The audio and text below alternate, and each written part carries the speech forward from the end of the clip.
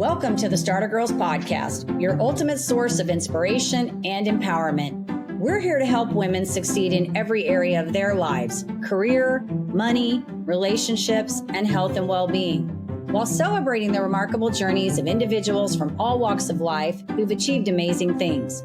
Whether you're looking to supercharge your career, build financial independence, nurture meaningful relationships, or enhance your overall well-being, the Starter Girlz Podcast is here to guide you. Join us as we explore the journeys of those who dare to dream big and achieve greatness. I'm your host, Jennifer Loehding, and welcome to this episode.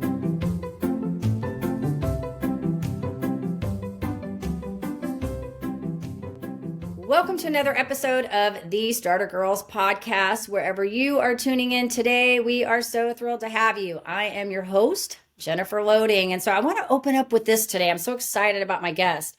Life has a way of reminding us just how unpredictable it can be. In moments of crisis, we often find ourselves searching not just for answers, but for the tools that could have made things easier. My guest today understands this all too well. With a background in leadership, entrepreneurship, and strategic problem solving, he has spent years helping businesses and individuals navigate complex challenges. But it was a personal experience that led him to his latest venture, one designed to bring peace of mind when it matters most. So you guys are going to get to hear from him in just a few minutes. And this is kind of a special episode because he has been a previous guest on Behind the Dreamers. And so really excited to get him here. But before I can bring him on, I do want to do a quick shout out to our sponsor. This episode is brought to you by Walt Mills Productions. Need to add excitement to your YouTube videos or some expert hands for editing? Look no further. Walt Mills is the solution you've been searching for. Walt is not only your go-to guy for spicing up content, he's the force behind a thriving film production company with numerous titles in the pipeline. Always on the lookout for raw talent, Walt is eager to collaborate on film and internet productions. With a background deeply rooted in entertainment and promotion, Walt Mills leverages years of skills to give you the spotlight you deserve. Want to learn more about Walt and his work? Head on over to waltmillsproductions.net and let your content shine. All right. And with that, one more thing I want to mention, be sure you head on over to startergirlz.com. There, if you can pick up all and any missed episodes, you can keep up with the current episodes. You can sign up for our community news. And if you are a business owner, we've got something new for you. You can actually determine and find out what your number one success block is that may be impacting your business. So head on over there and you can take the success block quiz. It's kind of fun. It lets you know some fun stuff and keep up with what's all going on. Again, that's startergirlz.com. Make sure you do the Z, not the S. All right. And so my guest, this can be so much fun. Dr. Gerard Ibarra is an entrepreneur, author, speaker, and consultant with over 35 years of leadership experience. He has co-founded multiple software companies and held executive roles ranging from director to CEO. Notably, he led the sales of Jaguar Logistics, the largest on-demand medical transport in Texas. Specializing in startups, decision-making, and strategic planning, he also shares his expertise as an educator, having taught at SMU, the University of Dallas, and Dallas College. His latest venture, Keep It Saved, was inspired by a deeply personal experience that revealed a critical gap in how we organize and access essential information, a problem he is now dedicated to solving. So, Gerard, welcome to the show. I'm so excited to have you here today. Good to be here, Jennifer. Thank you so much for having me on your show. Really excited about today. Yeah, this could be so much fun. And I can't remember when we did the last episode. You came on Behind the Dreamers, and I think you were in the stages of building out this new project, but now we've got it out. It's ready to go. So I'm really excited to hear what's happening with this. And I kind of want to back our audience up because I think there are probably a lot of, listeners that have been on both shows, but there's going to be some new people on here that really don't know who you are at this point and what all this is about. So I kind of want to back it up and talk a little bit about, what led you to this new venture that you've got going on. Sure. So it happened back in 2020, right in the midst of COVID. And my brother-in-law, my sister's brother, unexpectedly got sick and passed away immediately. So what happened is that he went to the hospital. He got an emergency appendix removed. And then he ended up going back 2 days later, not 2 days, 2 weeks later, only to find out that he had pancreatic cancer. And they gave him about 6 months, but unfortunately, he passed away within about 5 weeks. And of course, there was a lot of sorrow on both ends, on everybody's ends, especially the wife. But one of the things that took place is that his wife had a very hard time accessing accounts, getting the insurance, being able to pay bills because he took care of all that. He kept up with the bill payments, the water, the utilities, the subscriptions that they have, and she was just really, really devastated, not only having to think about him, but trying to remember, okay, how did he do this? How did he pay these bills? And when she finally found his passwords sitting on top of a desk, just a piece of paper, she says, great, I have the passwords, but unfortunately, the passwords didn't have what accounts they were to. So, of course, what she had ended up doing is see a trial and error. It says, oh, great, I found an account. I'm getting ready to get into the bank. And then it says, just send us your code that we want to send to your two-factor authentication. And she's like, okay, I have his phone right here in front of me, but I can't get the PIN number to get in there to get the code. So all these things that were taking place, my wife just said, wouldn't it be great if there was a way of having all this information stored in a central location where it's easy to find and they have access to it? And that's where the idea was born, keep it saved. And it took my sister-in-law almost a year later to get all the data that she needed, all the account information. And today, we just saw her a month ago. She still doesn't have access to one account, and it's a bank account that pays for her subscription to cable. But she says, I don't want to deal with that. It's just too much headache. Just leave it as it is. So that's how the idea was born. And, I mean, it happened to my sister-in-law, but it happened to me as well. When my dad passed away in 2009, he, my mom said that he had a $15,000 insurance, and that's a lot of money for my mom. And I spent about 8 hours looking for that information. And I called people, I called the insurance companies, looked through tons of paper. And finally, I told her it doesn't exist. It doesn't, there's nowhere there. And if you want to find it, you go ahead and find it yourself. Because, we're pretty, I guess we're hot-headed sometimes. So she calls me a couple of weeks later and she says, yeah, I found the $15,000. I'm like, okay, so I had a crow. And I asked her, well, how did you find it?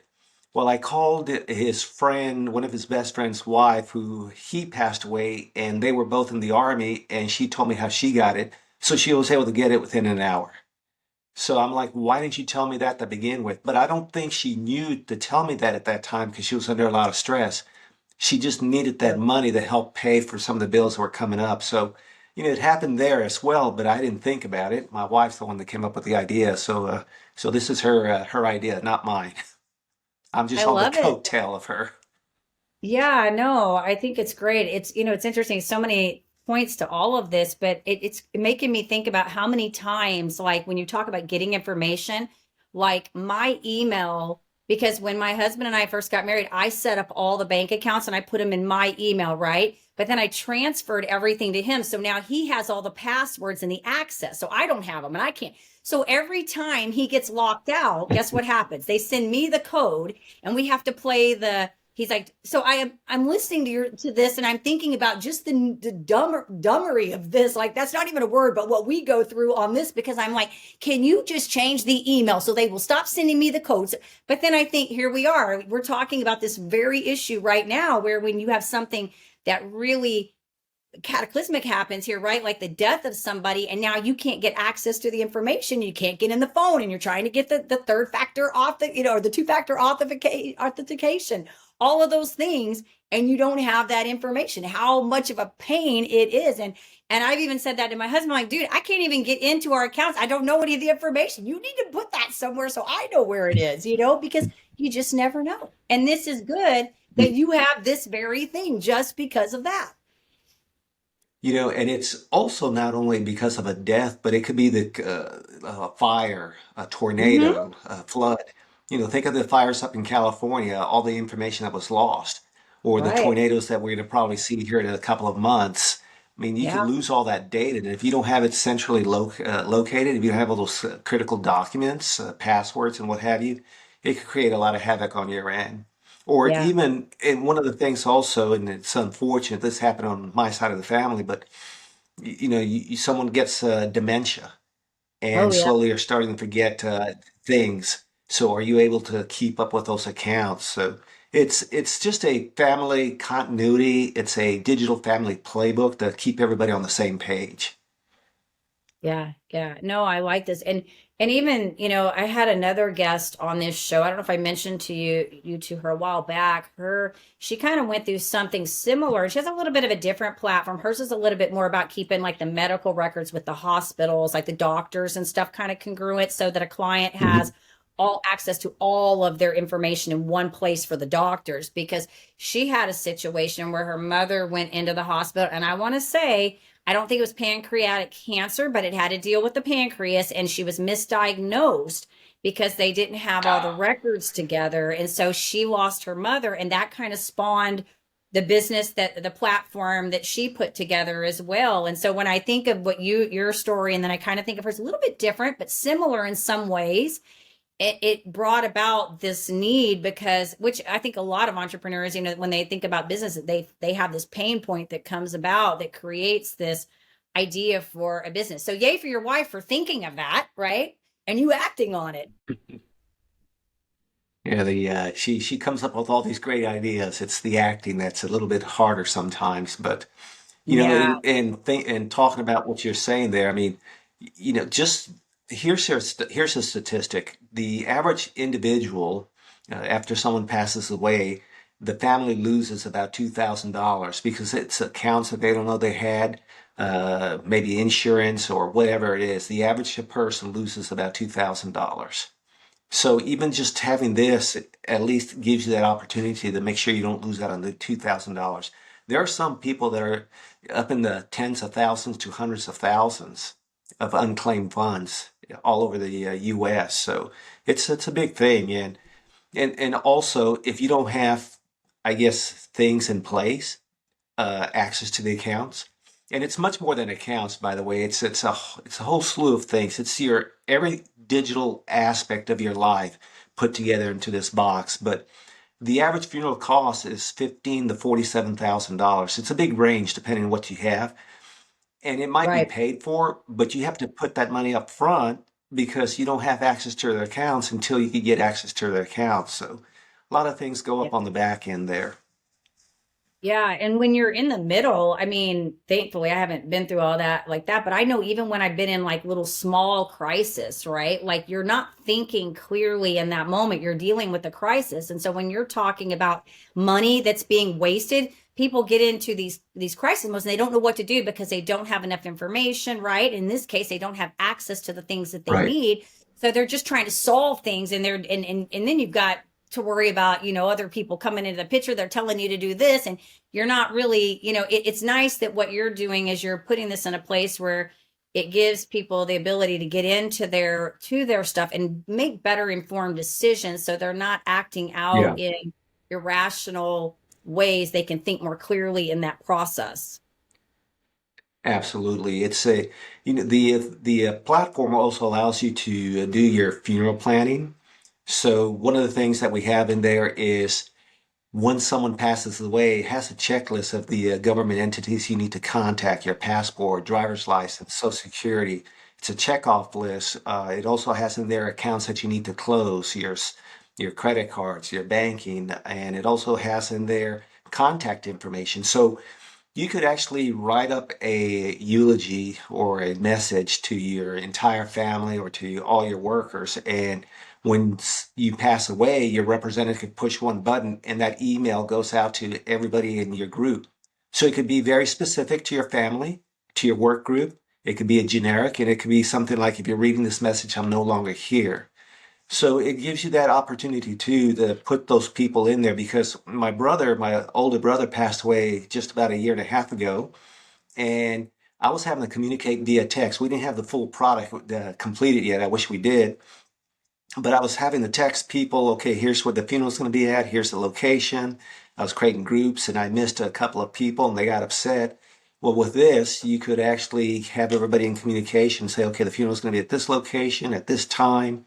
And it just allows the bottom line is it helps you honor your loved one's farewell wishes and not have to deal with the logistics behind the funeral and everything that comes after that. Right. It's in my mind, I think of it kind of like it's sort of an accessory to having like your will, right? Like you're having now, you're setting you're kind of doing that extension of getting everything in one place where it's not just Mhm. about where do we allocate the funds and everything in the end, but now you also have like your communication, all your records, everything kind of in that one place and making it easy for Oh yeah, whomever it is to yeah. come in and take over at that point. One of the things that financial planners look for, I guess, is when someone passes away, if they don't have access to it, is the insurance. So Okay. with this product, with this platform, you could actually give access to very specific people, your CPA, your lawyer, your insurance person, just access to those folders or those files. So it just makes things a whole lot easier for everybody. Yeah. So we put a lot of thought into it, and what we wanted to do is make sure that the bottom line is we want to help individuals not have to go through the things that we went through, that my family just recently went through. And one of the things that we offer with our platform is the thing that's the most important, which is the account section. That's for free, and there's no credit card required. So that's what we're trying to do to give back to the communities. You could get this, you don't have to get the full platform, but at least let people know where your 401s, your banks, your insurance, those critical documents that help you get through the humps.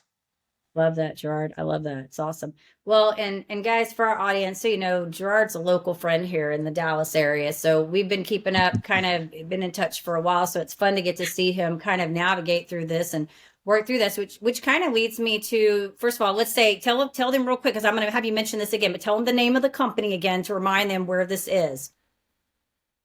Certainly, it's called Keep It Saved.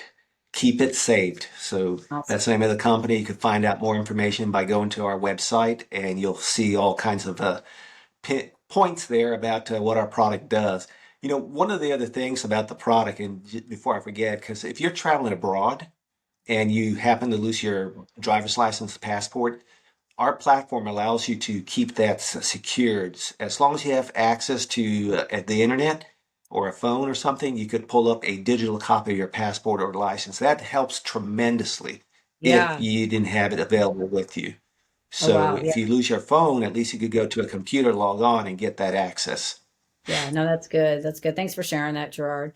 So I this is awesome, and I wanted you to talk about this, but I want to talk about some other stuff with you too, because I want to talk about some of the other things that you know that because you've done a lot of really amazing things in your career, and I think it's awesome. You've started different companies, you're an educator, you've done all these things. I do want to ask you because I think people listening to this, you know, like they see all this and they go, wow, like I think a lot of us entrepreneurs are like this. We got our hands in a lot of different things, and they're just like, how do you do all this stuff, Yes. right? That's not an easy thing. We're just motivated and we like doing things, right? But I would love for you to share a little bit of maybe some of the challenges you had in getting this thing, like getting this pulled together, this business, this keep it safe, Oh, because I think for gosh. entrepreneurs, this is a good thing for them to understand that, hey, it took work and Yeah. time and diligence and passion and persistence and all those things we talk about in the entrepreneur space. Oh yeah. Oh my gosh. You're going down a road there that brings tears to my eyes Oh no, I sometimes. don't want to So make you cry. We yeah. don't want that. Yeah, we don't want that. No, no, no, no. It's tears of joy, tears of joy. So it does come down to Okay. Okay. perseverance. So we started this company back in roughly in 2020, and it wasn't until 2021 before we incorporated. And we were, it was raising funds was really difficult because the way that we're going about building this company is that we felt there was too much critical data, too much expertise required for a entrepreneur who has maybe you have a CEO and a CTO. That's typically the model if you're doing some kind of software or SaaS. But in this case, we were thinking that it was just, hey, we need too much expertise in various areas. So we hired a company to help build the product. We designed it. We put all the the flows through it. But it was trying to find the money. And there was a point there where it was like, oh my gosh, what am I doing here? I spent about a year and a half. We got it all designed. We've got the I guess what they call it, the skeleton, the mock-ups of the platform, and we still couldn't get that. And it all came through networking. It came through keeping a uh, positive attitude. And one day we met this individual, my wife and I. It was for some financial planning. It was so we're going to get into some bonds, and we were in that meeting, and he was giving us a little bit of background about what he did. And he said, yeah, so, I used to do this for banks. I raised money. I'm not talking little money. I'm talking hundreds of millions to billions of dollars for companies, and it's very hard. And I just said, well, yeah, I know what you mean. I'm trying to raise money myself. And then it's like, what do you mean? So the entire conversation at that point for the next 15 minutes turned into what I was doing. And he was really, really intrigued by it because I believe that he felt the need. He had his dad that passed away, and he was telling me the things that they had to go through. And at that point, he was saying, okay, I know you came here to talk about the bonds, but let's you and I take this offline. And here's my personal email address. So it says let's catch up again. So I call my my business partner and say, hey, we might have some funding here. And he was like, it's like, how much money? I said, I don't know. He's just thinking he likes it. I said, 50,000. I said, no, we don't have anything. He just wants to know something about us. He's trying to see who we are. He says, well, okay, how much do you think we could get from him? I said, okay, if he likes it at the most, I'm thinking maybe 20, 25. So I sent him an email. He didn't reply back. And then I sent him a follow-up email about 2 weeks later, and he didn't reply back. And then I was going to send him a third email, and I told my business partner, look, I think this is dead. We're going to have to continue going. And then he actually replies to that email, and he says, hey, Gerard, sorry, I've been very busy. We're growing the company here. Let's get on a call here in this date here. And I've got a couple of questions. It's all about financing. So I was like, I told my business partner, he was really excited. So I spent hours and hours looking at my financials. How do I get this number? What's our TAM? How do I back into it? And then we got on the call, and we were talking. I gave him an update, and then I was ready for the questions. It says, okay, so how much money do you need? I'm like, what? Yeah, tell me how much money you need. So we told him, he says, okay, well, I think, I could do maybe this much. And I'm like, oh my gosh, that was a hell of a lot more than what we talked about. And he says, Yeah. and he says, I know this is difficult. I know this is hard, and I may lose this money. I don't want to lose this money, but I know I'm an angel investor, and I'm taking this risk with you guys. So, and then at the end, he convinced himself to put more money into it. I'm like, oh my gosh. And then he says, I don't want to be on any board. I just want to be here, support you any way I can. And everything after that just really fell in place. And we were really fortunate. He's a true angel investor. He helped get us a couple of more rounds of funding so we could keep this product. And that was the biggest challenge at first, is trying to get the funds so we could finish the product. I mean, we could have gone and done it ourselves, but it would have taken longer, and we would have been maybe a little bit more exposed than having a company that's done things like this in security. So now the biggest challenge is, trying to get the product out to the market, is let people know that something like this exists. And that's a huge challenge. When by the way, there is competition out there. And when we first started this, if you don't know what to look for, you don't know what you're looking for. And that was one of the problems. So what we're trying to do now is bring this to the market, let them know that there's something like this that can help you. So that was a big challenge. I'd ask myself, during these times, why am I doing this? My wife didn't want me to do this, by the way. And that's where the biggest challenges came. Why are you doing this? We need to retire. Let's go do things. And I just couldn't let this go. And that was difficult. So there was a lot of difficulties, but it was perseverance and just keeping focus and staying positive. And that's Yeah, I really know. what helped us here. Yeah, no, this is really good. And it's interesting because I've had other people, not a whole lot, but I have had some other tech people that have started some SaaS companies, startup type things. And I had a young girl on here that created an app, a Smarty app, which is like an AI planner type app. And she was an MIT grad, and she talked a lot about that, the funding, getting the investments for that. And you're right. I think, anytime you're doing a business. I personally have not had to do that in the work that I have, but I know a lot of people that have. And I think there are always different types of challenges, but I think there's so many takeaways from what you said here. Really, even just about, I keep wanting to hone in on like the networking piece to this. Had you not had that Very conversation, important. I met that person, Very that important. door would have never been open, right? And so the power of Oh getting yeah. out and actually sitting down and talking to people, and not necessarily pitching, but sitting down and having conversations with people and getting to know people, and how it Ex- spawns those different conversations that open those doors. exactly. Exactly. And that's funny because the first company that we started, we sold it through networking. And and I'll just briefly go into that. There was a company that we started called uh, Buildwave Technologies. It was log management. It's about Okay. all the logs that your computer log. And so anyway, to make a long story short, we were at the point of we had to close up shop because we ran out of money. This happened in 2008 during the financial crisis. Our target market was who? The financial institutions. And anyway, so what I ended up doing is I went to this networking event and it was a concert. I'm like, okay, I've always believed getting out there networking. And I met this individual that was there. We were just talking and he asked me, what do I do? And I started telling him and he started listening. He says, and tell me more. He says, okay, he gave me his card. He says, I'm the lawyer. I sit on this board. Call the president and tell him that I told you to tell him that you guys got to consider buying this company. And that's how we ended up selling that company. I won't go into the whole story, but it was through networking. I went to a concert and there I found someone just through conversation. It's like, wow. So 6 months later, we ended up selling the company.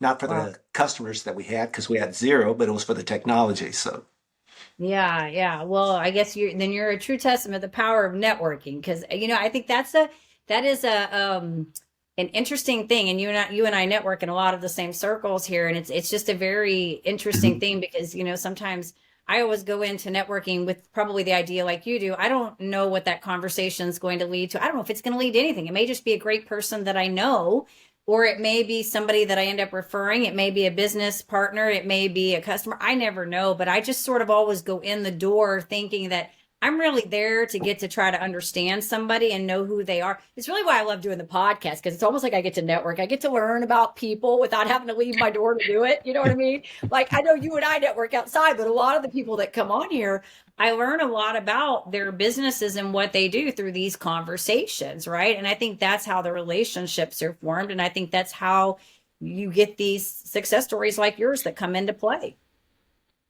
Well, you're such a great interviewer. I know when we met last time, or the first time I was on your podcast, and we were talking about the book I wrote, and then somehow we got into the Keep It Saved. I'm like, how Yep. did we get? And it was all secret stuff, and I said, okay, it's being announced here on your podcast. Yeah. So that was really good. Like, what should I be saying these things? Okay, let's go ahead and say Yeah. them. So the I cat's know. out of I've the had people bag. say stuff. I've had people say stuff, so they're like, "I can't be saying this." Okay, well, don't tell us that. No. But it's funny because Gerard, like the podcast, like I think I've done so many of these that I'm getting it finally figured out, because I was never really a good question asker. Like, I didn't really learn to do that. So when I would first go network, I would be like the typical sit down, let me tell you everything I do kind of thing, right? And then I'd get out and I'd be like, that went awful, what? Because I didn't know.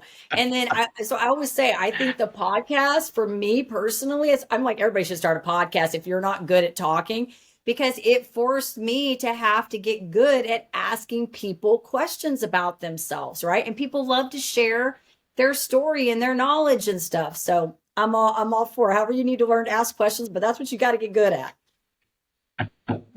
Well, don't ask me some other very personal questions Yeah, because I won't. I don't want won't. to I be. won't. No, what I would love to talk about is like your leadership, because you've done so many things, and I know you teach at SMU and some of the other universities and stuff. And so going through this process, because you've been in leadership for a very long time, you've been an entrepreneur, you've worked in corporate, you've done all these leadership roles. And so maybe, for somebody listening to this, any advice you could lend them, as Yeah. far as in the leadership space, but maybe, and if they're wanting to even go in and start something like what you did, like maybe it's not your particular thing, obviously, but maybe in that space where they want to start a tech company or any type of company, really. So, a couple of things. In terms of leadership, I could share with you some of the things that I've went through and really uh, trying to get across that adversity. And it's not because of people, it's because of what's in you. So, just to give you an idea, so when I worked at Jaguar Logistics, it's the on demand for specimens. So if you went and drew blood anywhere in the state of Texas, there was a 60% of chance that our company was picking it up and taking it to the lab.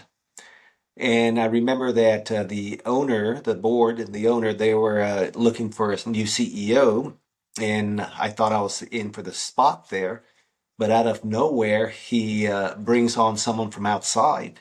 And, at that point, and he was pretty much telling me, I hope you stay with us, but it's your decision.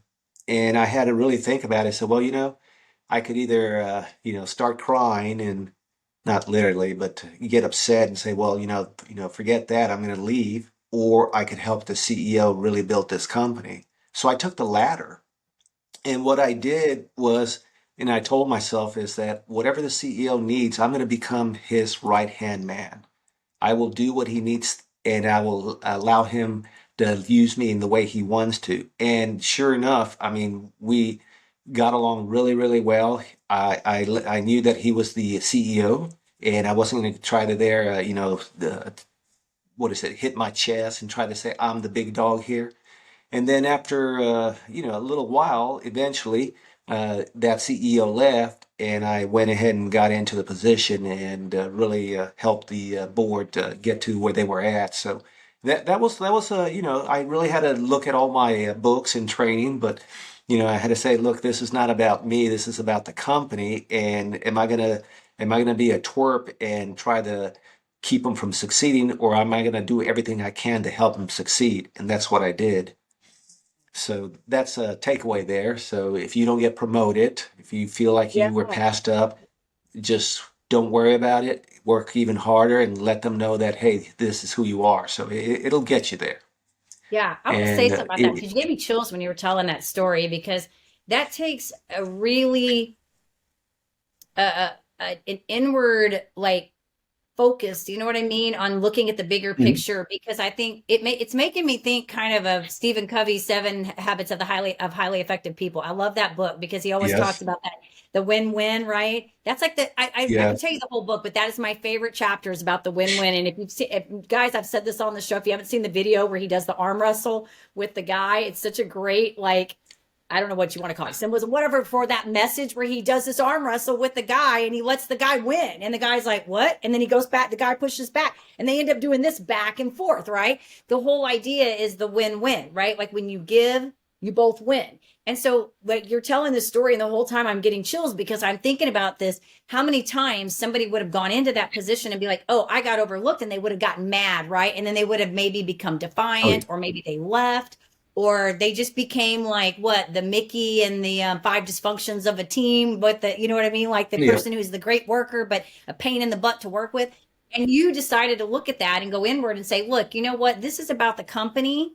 This is about servanthood, right? Like being a servant leader and taking myself out of the equation and how can I help the greater good here?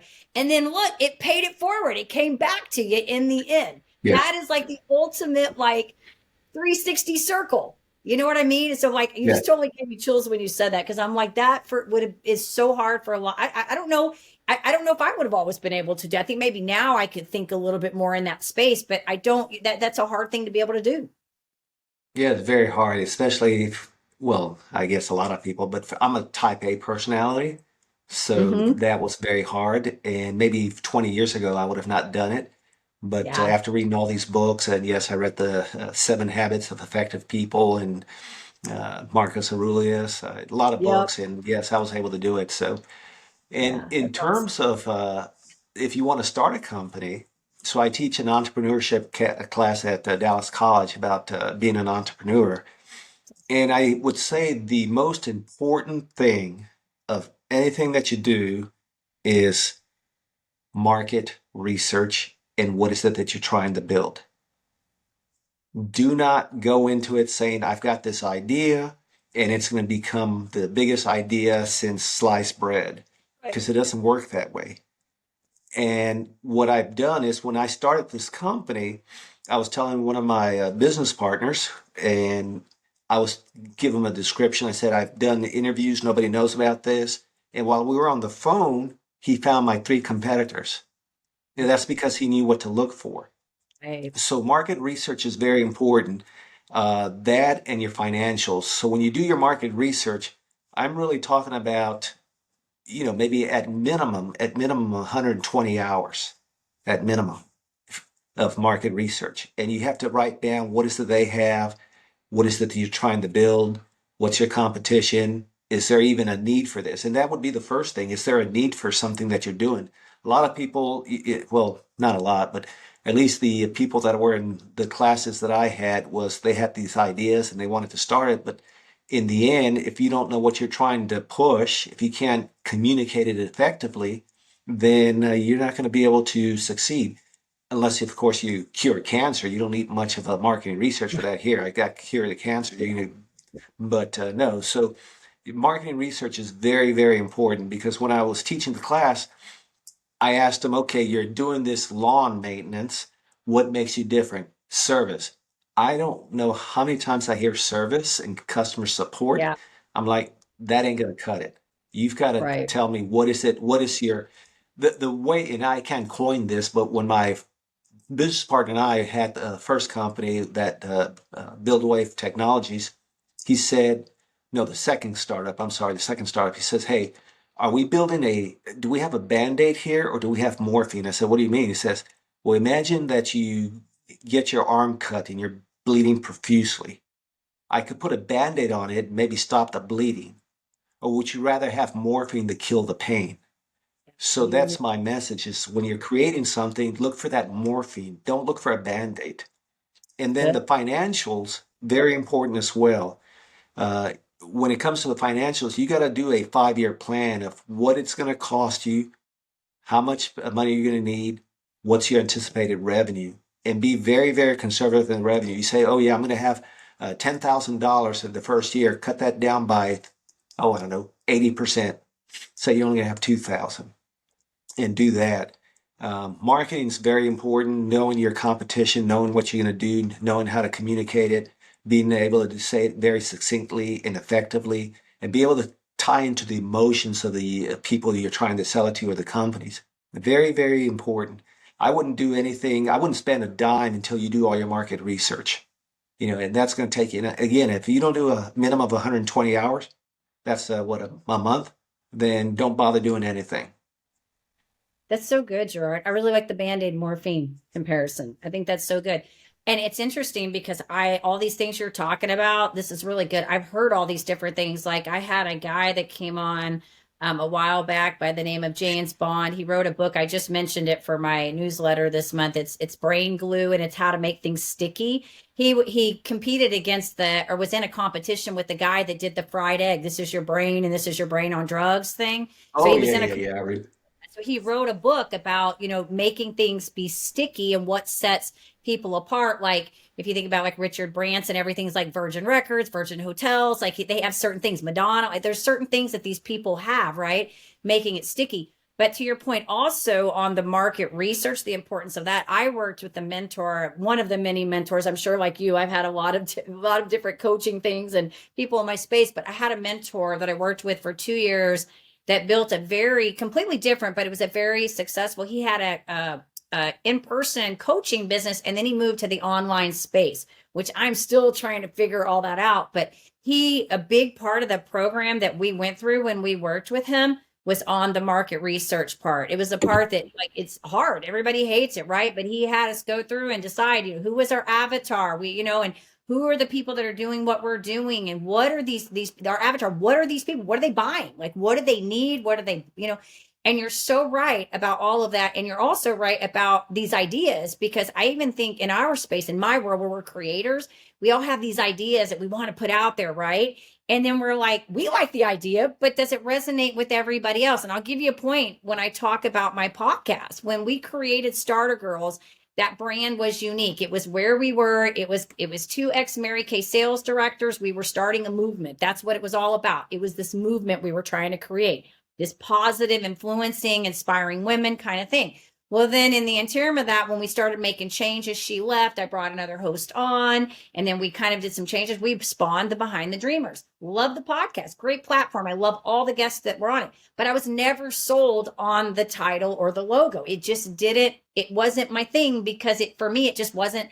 Starter Girlz was my thing. And so when I brought that back in, I brought it back with a little part of the core mission, but I expanded it. And because I started figuring out like what it was that I was trying to do, the pain points that I was trying to address, where the problems were, and what I was trying to solve. And so now the Starter Girlz isn't just be about the podcast. It started now becoming this brand that I'm trying to create, where there's stuff like I've now created this digital program that's in there that's actually addressing pain points that female entrepreneurs are dealing with.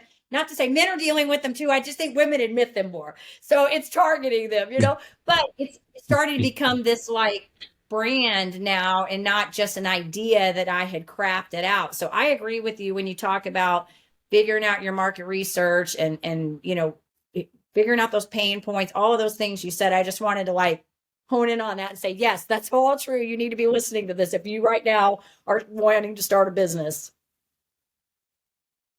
Yeah, very, very important. In terms of marketing, one of the books that I read, and you might have read it yourself, is Thinking Fast and Slow by Dr. Daniel Kahneman. I don't think I've It's read a that one brilliant yet. book.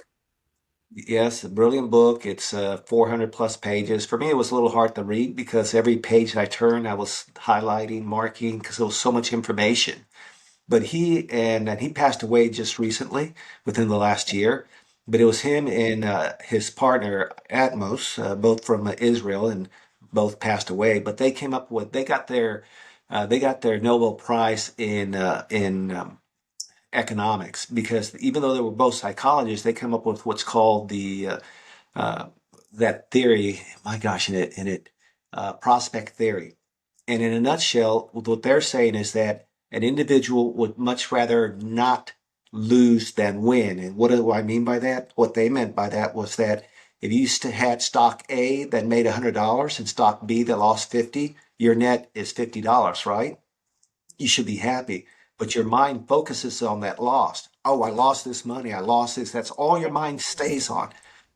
But That's so if you true. had stock C that made $25 and stock D that made 25, your net is still 50, right? And you were like, wow, this is the greatest thing. You feel so much more happier. So in terms of marketing and how you position your product and how you're doing your messaging, what can you tell individuals that if you don't listen to me, at least listen to someone else, because this information will help you tremendously. Make them feel like they can't, they're going to lose out if they don't listen to you. So it's hard to do, but a lot of good information in that book, how a person thinks, how people think. I would highly recommend it if you're in the marketing or in psychology. Yeah, I need to read that one definitely, because there is a lot of psychology to marketing and selling. And I learned some of that in that program when I worked with that mentor, just the psychology of everything's an emotional buy. And Excellent. we joke about it. I had a lady come on here one time. I can't remember her name, but she's in an episode, love her, but I'm like, I don't know why I'm not thinking of her name, but she was talking about that. And one of the things we talked about in there was emotional selling, because a lot of times we think we're being logical and everything's on emotions. Even if we say it, we're being logical, we're still working on emotion. There's never logic to it. We may not be freaking out and jumping up True doing statement. cartwheels, but it's still an emotional purchase. And so our job as marketers is to tap into that and figure out what our clients and that need. And so you've got a great product for that, because it is really tapping into a pain point. In fact, in that book, Thinking Fast and Slow, Dr. Daniel Kahneman talks about emotions. And he said, and I'm paraphrasing it, everybody makes decisions based on emotions. The only way you make a decision without emotions is if you're autistic. Otherwise, you're making a decision based on emotions, whether you believe it or not. Yep. So, Yeah, it's yes, good. I Check you that book just out. jogged my memory when you said that. Yeah, I need to get that book for sure. Thanks for So, yeah. recommending it. I love this. It's fun when we get book titles in here, because sometimes I get stuck and I'm like, I don't have a book right now. And then somebody will say something. I'm like, there's a book I need to check out. So thank you. And I know all my people There's that a are book. reading them are probably good books, right? So it's fun. So I have some fun questions I want to ask you. Some of these we might have kind of touched upon, but they're a little bit more specific. They're not anything crazy. They're totally fine. So, what's one belief Okay. that has shaped success? What's one belief that what? Has shaped your success? So for me, believe it or not, is being able to wake up every morning and thank God that I have another day to try to make something of myself and this product to give back to people. So that keeps me going every day. I wake up and I thank Him for that. It's His grace that gives me this opportunity to do what I'm doing. So I love that. I love that, Gerard. You gave me chills again. Another time, and I always like it when that happens. That's a good answer. I like it. All right. Best piece of advice you ever got? Anything you can think of? don't do it. I've had so many accidents. I've had Yeah, so but many accidents, and recently I'm sorry. I was gonna say you have to Yeah, have so the those, though. well, yeah, I've had too many. So I ended up I went to the gym and I ended up hitting myself in the face with a medicine ball accidentally, and I had to have stitches across my top of my nose there. And I remember the lady, I was lying down because I thought I was just bleeding from my nose. And she comes over, "Hun, are you okay?" I'm like, "Yeah, yeah, I'm fine." Well, I'm an ER nurse, and I see blood coming from your eyes. So what? Yeah, move that towel from your face. So I moved it. She says, "Oh yeah, hon, you're gonna have to get some stitches." Like, oh, okay. Do you want me to call the ER? Said, "No, no, no. I can make it. I can drive." Do you want me to call your wife? Hell no. Do not let me die here. Do not call my wife there. Do not call her. So, of course, I went and got stitches. You shouldn't be doing that anymore. So I got off the medicine balls and I went for a bike ride 3 months later. And I ended up falling down as well. Had stitches all over again. Got my nose fractured. And gosh, so she says, don't ever do any of this stuff again. So I'm not doing it anymore. I'm just Yeah, bike ride, well, no. it happens. Yeah, it happens sometimes, right? Like I'm telling you, you gotta learn. I like You, the part where you said, "Don't." I can see my husband doing that. Like, whatever you do, don't call. Cause I'd be like, "What were you doing yeah, that you did that?" yeah. But it Do not happens. It call. Yeah, right now it's crazy because my son has been he's traveling right now for work, and so he has a rod in his chest because he had a caved in chest, and so they put this rod in his chest, and so he's got a band on his arm that says he has to wear a medical alert so that if he needs it, well, he tells me the job that he's going to because he's working at this restaurant. It's about maybe a mile away. He's rollerblading to and from the location What? every day. I'm just thinking, please do not crash on those rollerblades. And then one day he comes in and shows me the side of his leg. He FaceTimes me, shows me, says, I crashed. And he shows me the side of his leg. And I'm like, ow. I'm like, whatever you do, do not catch yourself with your hands. Fall on your butt. I don't know, whatever you got to do, but don't catch yourself with your hands. So, but it's life. You gotta live and learn. Well, you got to tell them to don't do it. Don't do it. Yeah, I do. He doesn't listen to me because he's young still. So, anyways, well, thank you, Gerard. One more thing I want to ask you, and this is a fun one. What is one thing you do every morning? Like one habit or something that makes your day? One habit. Gosh, I think for me is just waking up and enjoying the day, saying that this might be my last day, so I better make the best of it. That's what I do. Just making sure that I've got this day, so what am I going to do about it, and how am I going to make other people successful and my life successful? So yes, that keeps me going. I love that, Gerard. I kind of feel that way too. I sort of feel like that's how I get up every day. Even when like I feel like I say the word crap's going on. I feel like every day I try to wake up with this idea of like, what am I going to do today? Like, what am I going to make happen? Who am I going to meet? Like, who's going to change my life? Whose life am I going to change? Like, I sort of kind of have that idea every day. So I love that. I think that's a great place to be because you're just enjoying the moment. I got that from a driver when I worked at UPS, and I remember saying, "Hey, are you having a great day?" And his reply to me was, "Every day is a good day." And it Mm, made me think, and he was being, "Hey, every day that's your life is a great day." So ever Yeah. since that, about 25 years ago, I try to live that every day. That's awesome, Gerard. Well, thank you for sharing. You've been amazing, and I'm glad that we got to catch up today and talk about what you're doing. So, if our audience wants to get in touch with you, maybe they want to learn more about Keep It Safe. Maybe they're ready after listening to this. They're like, oh my gosh, I need to jump on this right now. Or maybe they want to get in touch with you. Where would you like us to send them? Yeah. They could send me directly an email to Gerard, Gerard, at keepitsaved, SAVED.com, and just tell them that they heard me on your podcast. And as a matter of fact, they'll get 30% off their first year subscription. Oh, How about cool. that? Yeah, thank you for that. It's So they awesome. have to tell me they heard you on your podcast to get that. We'll make sure too. Well, when we do the show notes, we'll put that in there so they know for those people who read the stuff.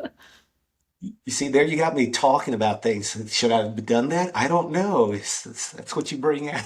I'm Hey, like, it's all good. Hey, I'm listen, gonna if it do it. draws, yeah, if it draws people there because it's a good service, and if it draws people there and they see value in it, then it's worth it, you know? Great. Awesome. And then what's the website again, Gerard? It's keep it safe. Keep it saved. KEEPITSAVED. I had Got to it. think there for a second. Yeah. So No, I got it. I just want to make sure our listeners are getting it because some people, they're just listening to this and we want to make sure we get them. And that's why I always say that even though my title says Starter Girlz with the Z, I always say the Z because I will tell you somebody will go in and put an S in there and be like, why am I not finding you? Because it's a Z, right? So I spell it out. But we'll make listen, sure that all this, listen. yeah, we'll make sure all this gets in the show notes for that way everybody has, they know how to catch you. And I want to say thank you for everything. Thank you for coming on here and being authentic and real and sharing your journey with us and updating us, obviously. And for the listeners, of course, they can go back and listen to the episode on Behind the Dreamers. That show is still accessible. Those episodes are still out there. I keep them. They're all great. So they can go back and get kind of the previous to your story and then catch up here. If either way, wherever they come from, they go from there to here to there way. So thank you for your time and your wisdom and all the good stuff today. Well, thank you for having me on your podcast. I really enjoyed speaking with you. I think you did a fabulous job. I really enjoyed speaking with you. Thank you. Appreciate it. All right. And to our audience, of course, we appreciate you. We hope you found this episode both informative and inspiring. And of course, you know what to do. Do all the things, hit subscribe, like, share, comment, so we can keep sharing all this fabulous content. And as I always say, in order to live the extraordinary, you must start, and every start begins with a decision. You guys take care, be safe, be kind to one another, and we will see you next time.